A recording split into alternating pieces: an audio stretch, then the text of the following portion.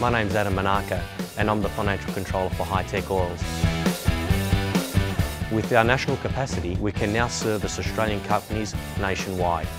Of late, we have now expanded into the New Zealand market. Here at Hi-Tech Oils, we receive premium base oils and premium additive packs.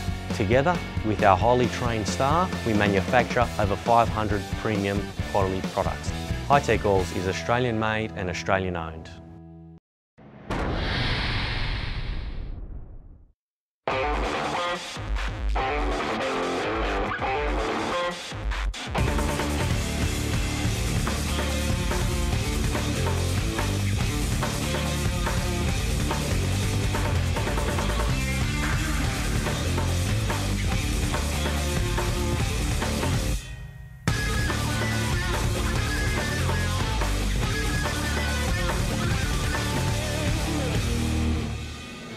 Welcome to Mount Panorama. It's John Hindorf and alongside me, Ryan van der Wecker. It's a beautiful day here at Mount Panorama. We've got the production sports cars coming up and a number of high exotic machinery. Sometimes cars that we see run here at the Bathurst 12 Hour come back here as more of a test session for the Bathurst 12 Hour. These are cars that I know very well indeed, and one or two of them that I would love to have a drive around.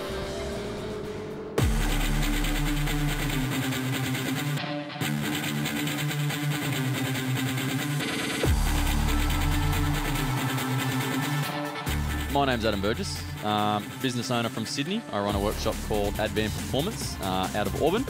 Basically what I do is I live and breathe cars, so when I'm not in my workshop building cars, I'm out here playing with them and racing them. Bathurst is one of those places where, as humans, and motorsport, you gravitate towards this place. Some of the craziest laps, some of the craziest battles have been done around this place, so to be privileged enough to drive it is mega. And obviously the 6-hour weekend now is a huge weekend. It provides a lot for a lot of people in the motorsport arena. So anybody and everybody can almost get involved in it now. So to be a part of it as a sideshow is awesome. I'm fairly new to racing, in actual racing itself. Only been doing this for 2 or 3 years, mainly historic racing. Prior to that, did a little bit of rallying. Had a friend of mine who races. He said, "You're mad, there's too many trees on the road." So moved to circuit racing, haven't looked back, absolutely love it. Moved to production sports because you get an hour's races against 6 laps, and it's much better. The mountain is just the best place in Australia. Tried in Phillip Island, we travel everywhere with historics. Coming back to Bathurst is just so much fun. Any opportunity to race at Bathurst, I go for it. Well, I picked up racing fairly late. I've been racing for 4 years. I've raced in 30 or 40 events in the last 2 years.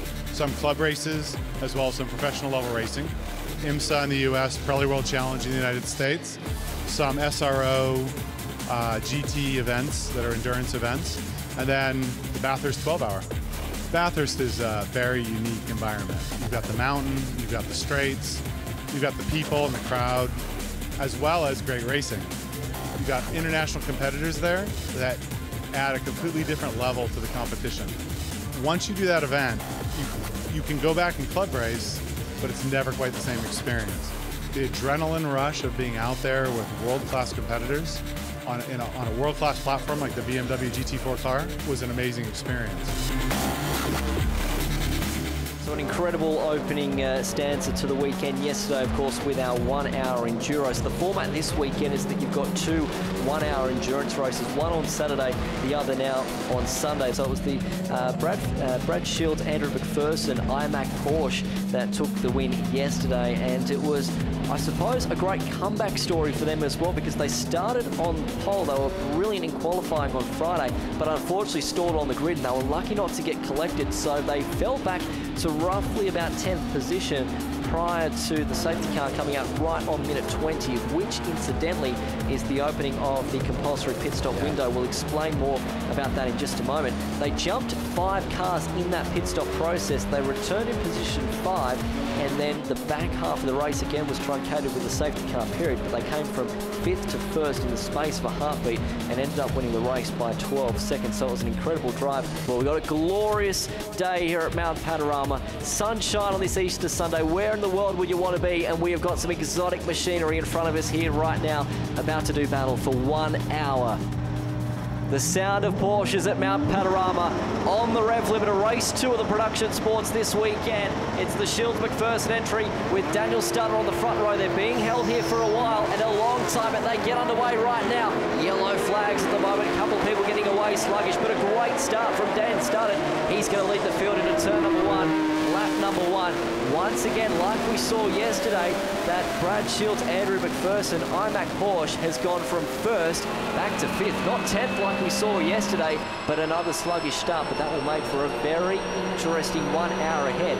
Dan Stutter has already got a huge margin over the rest of the field as they come over the rise of Mountain Straight for the first time, and here comes the Shields McPherson entry. Now, we haven't got the identification as to which driver is in that car at the moment. Of course, it also is a 2-driver format for some. There's 13 nominations up and down the lane that have decided to nominate a B driver for this weekend, and they do also have to make a driver change if that's the case, and contact at the cutting. Unfortunately, this is going to be a safety car and a major moment. Everyone else, thankfully in behind, has done the smart thing, heads up driving, stood on the brakes, and we're only going to have the 1 car caught up there, but drama on lap 1. That's the Andy Skinner and Andre Heimgartner, number 46 Porsche, I think, that's gone in hard on driver's right. That Porsche is going absolutely nowhere, trying to make positions up on the inside. Was it the 46? Yes, it was.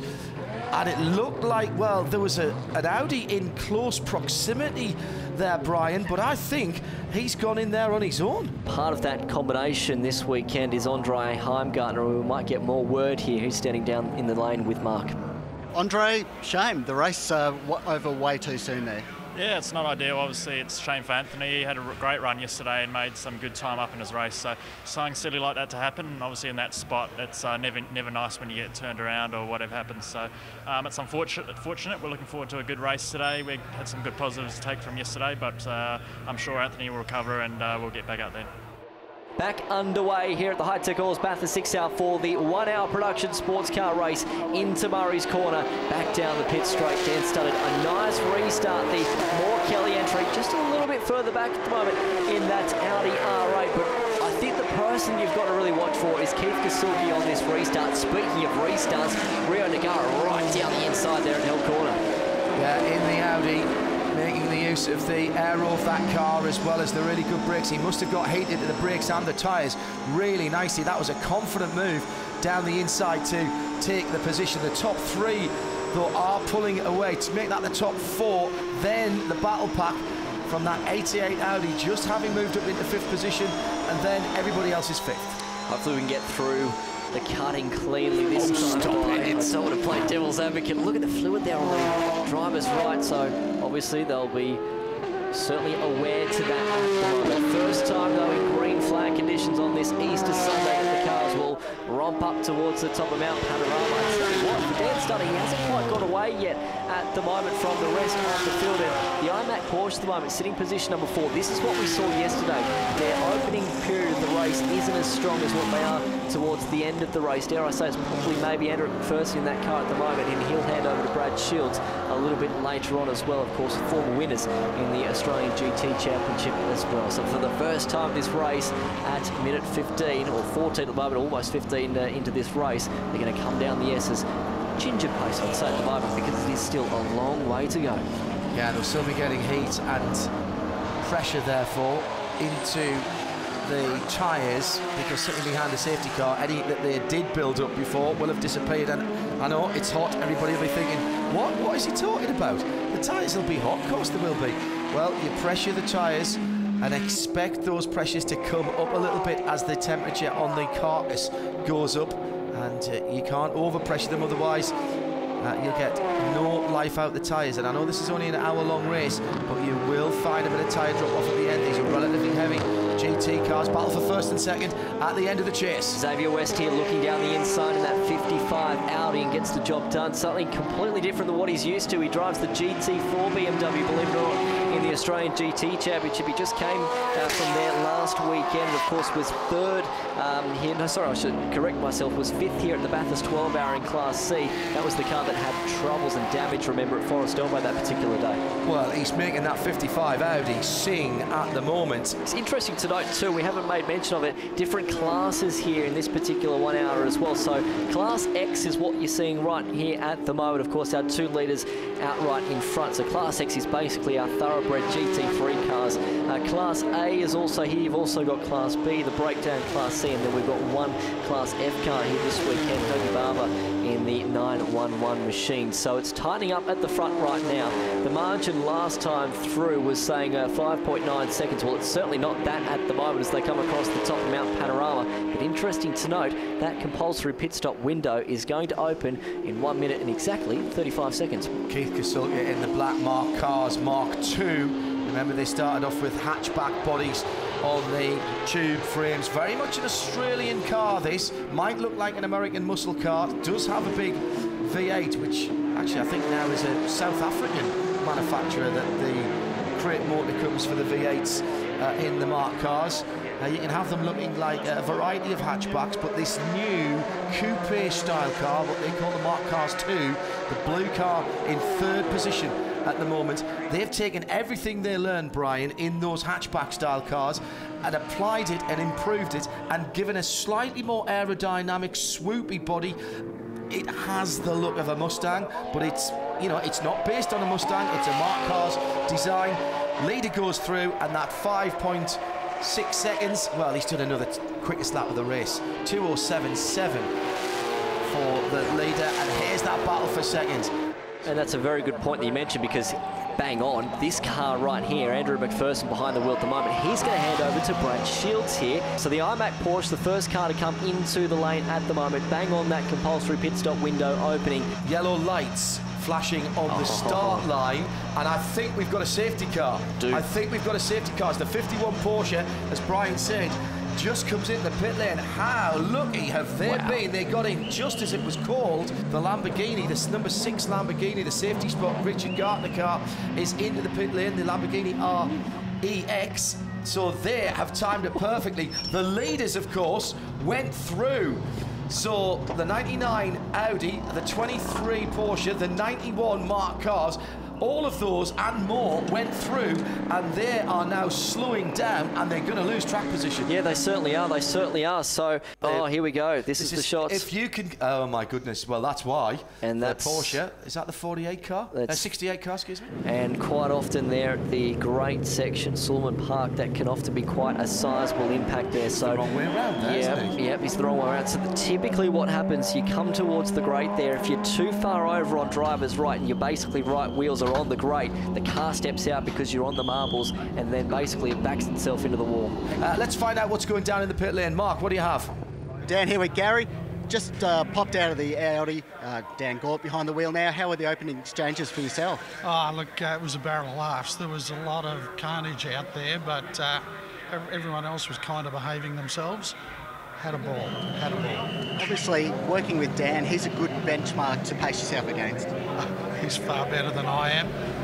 He's a pro. He's fantastic at what he does. And even though there's been a mix-up with the safety car, I think we're still in with a chance for this.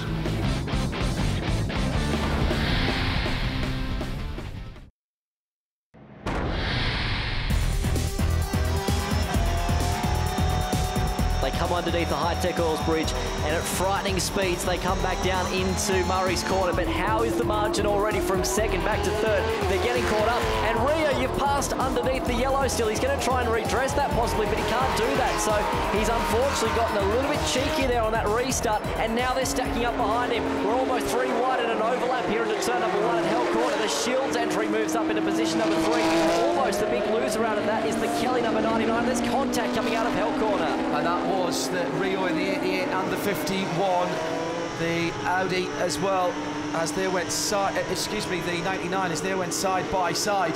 The 51 Porsche did get through as we thought, but Rio, what were you you're thinking, man, it was that 944 Porsche that caused that. Nothing that Cody West could do. He was flat out, only had 240 horsepower, brand new, that car, great handling. He did exactly the right thing, stayed on the racing line. Rio saw the gap down the inside and went for it, but that was a huge overlap before even the apex of the final corner, never mind the control line. Yeah, interesting tonight, though he's fallen back into position right now, but no doubt the officials will certainly have a word to him after that. You can see the debris flags, the oil flags at the moment, just letting drivers know that there is still some fluid on the road at that particular point of the racetrack. The grate that we mentioned, the cars fly down, load a lot on the right-hand side of the car, and these cars are just brilliant across the top with their high downforce package. These GT3 cars, the fastest thing across the top of the mountain ever, as far as closed-top cars are concerned in competition. Extraordinary how much speed they can take through some of the most difficult and nuanced corners in any motor racing circuit in the world. So they're coming out of Forest Elbow at the moment. Of course, Stutter was the leader once the field came back to green. You can see the shots there at the moment that Keith Kasuki is right in behind, and here comes the Brad Shields iMac Porsche as well. How much margin can he make up on these leaders towards the back end of this race? We've only got 15 minutes to go. The checkered flag will come out, incidentally, bang on the 1 hour. So that's what's going to happen. It will fly literally bang on the 1 hour. It will fly on whoever comes across the line first. And incidentally, once that time does expire, that will therefore be the final lap. So the margin at the line, from first back to second, it is currently at just 7/10 of a second. You go further back to 1.8 seconds and you find Shields in position 3. Yeah, and he's done a great job. Bradley Shields did exactly the right thing on the restart. He bided his time, he waited, he didn't make the... I mean, I know everybody's under pressure and they really want to, you know, get the best restart they can, but you've got to know the rules here. But behind him now, not one, but two hungry drivers. Keith Kasuki's going to have to make a move shortly at the top of the mountain, and he's going to try and make it side by side down through the S's. You just don't make that stick. But here comes Bradley Shields. It's a 3-car battle for the lead. That side by side down the S's is something we've seen Shane Van Gisbergen do here in February. Not at the moment. It's crazy right now. So Shields is closed, and you can throw a blanket over the top 3 right now. Stutter already starting to move that car over, making that Porsche as wide as he possibly can. Now the slipstream effect is going to be crucial here. Watch for Shields in this iMac Porsche, position number 3. He's darting on the right-hand side of the road at the moment. You've got to be careful because there's a crown over the course in the middle of the racetrack there. So it can be very difficult to control these cars at frightening speeds heading down Conrod Straight. Picking up the curb there a little bit with Keith Kasuki on that right front. Down under brakes into the chase. This is a scintillating battle right now. Kasuki looks strong in second spot. He's got to be careful how he goes about this because here comes Shields and he darts across the road there. Does Keith Kasuki. They've really got to be careful here. It's almost like they're fighting for sheep stations right now. This has got the recipe almost for disaster, Johnny. Oh, this is brilliant stuff. 3 two different types of cars with the engine at the back in the Porsche and down the inside. Here comes Shields into Hell Corner. Classic overtake here at Bathurst on the High-Tech Oils front straight and gets it done clean as a whistle. I think Keith there might have just had a bit of target lock on the leader and wasn't maybe covering the inside line as he was coming into Murray's. Maybe didn't think Bradley was close enough, but he was super confident on the brakes there. Lovely overtake, and now let's set about the leader. Just a slight difference in configuration of the two Porsches. The second of the Porsches running as an RSR.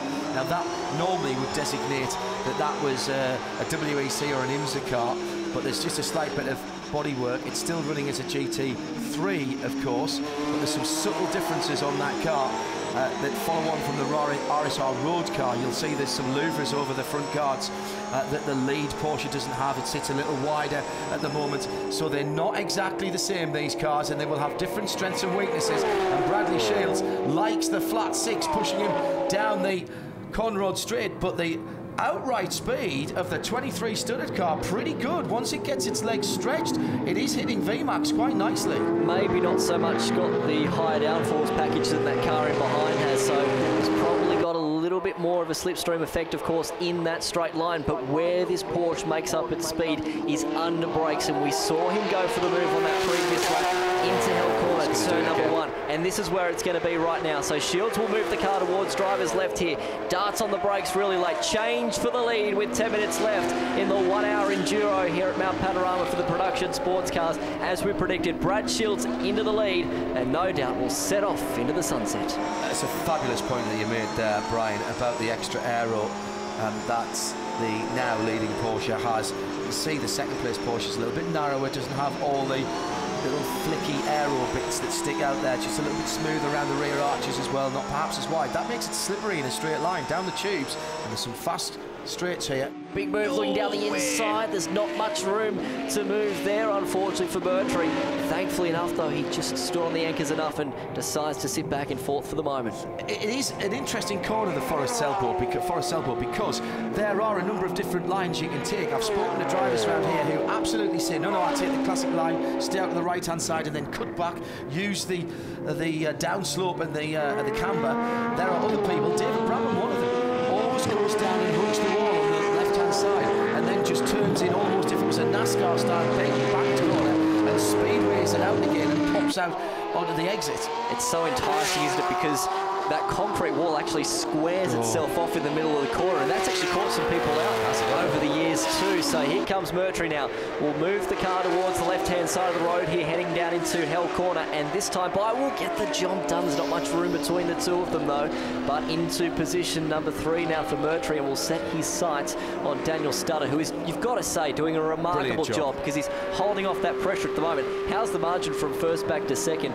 4.9 seconds, and here comes Daniel Gaunt as well, moving this car hard right, and now we'll go back towards the left-hand side of the road. Keith Kasuki is defending for his life right now as they go up through Griffin's Bend. Yeah, and Keith is struggling, I think, for a little bit of rear grip. It's very, very hot indeed, and he's just not getting that V8 power down to the ground. Now that's if that is the case and Keith's struggling for a little bit of rear grip, it's going to hurt him coming out the corners, but actually it also helps you on the way in.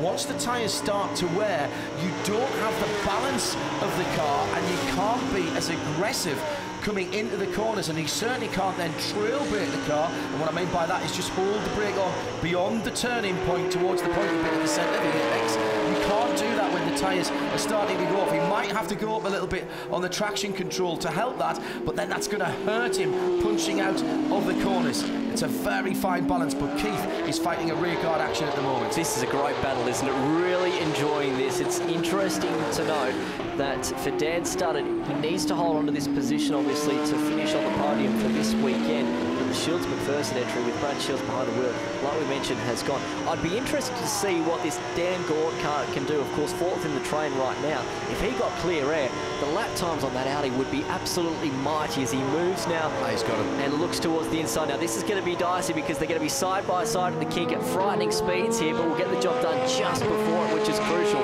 So Dan Gaunt now moving up another spot here and just inside that top 5. What's that, 270, 280k, something like that going in there, and that's where the aero, the additional aero of the R8 was really helping Dan Gaunt. Meanwhile, into Murray's pass for second position. Check that for second position.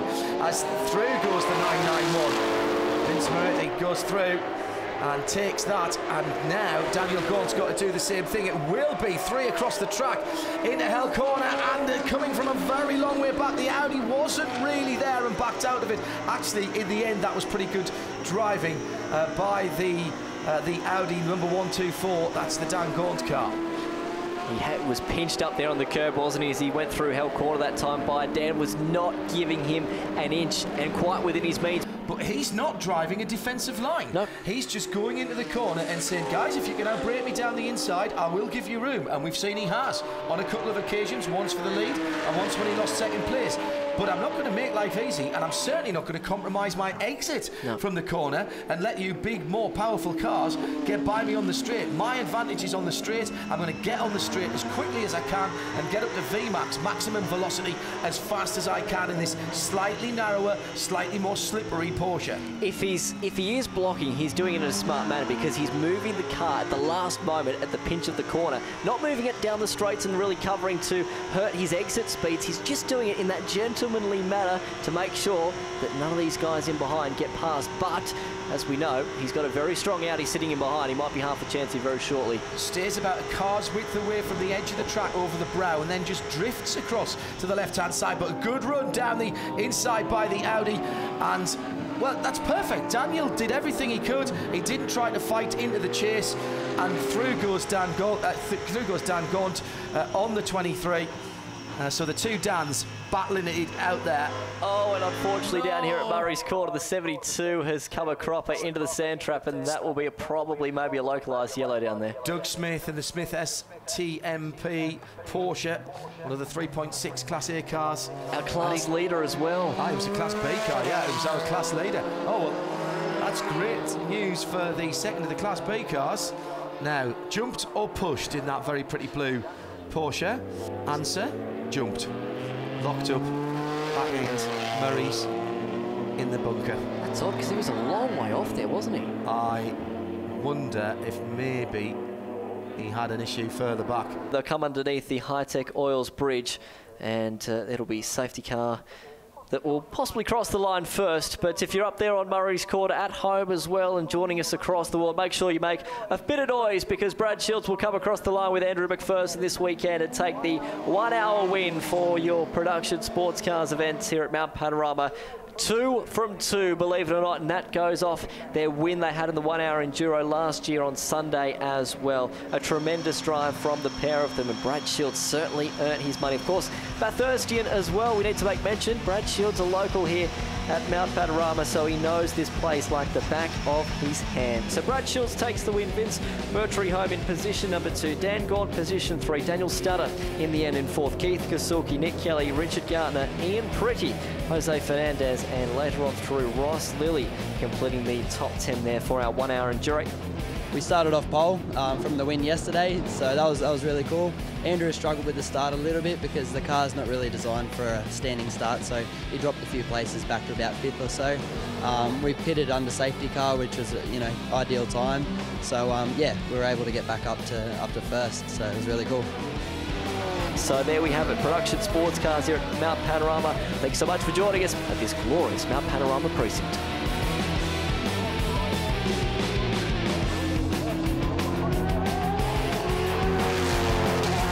There's more to come after the break as we head over to Spa-Francorchamps in Belgium for the opening round of the FIA World Endurance Championship.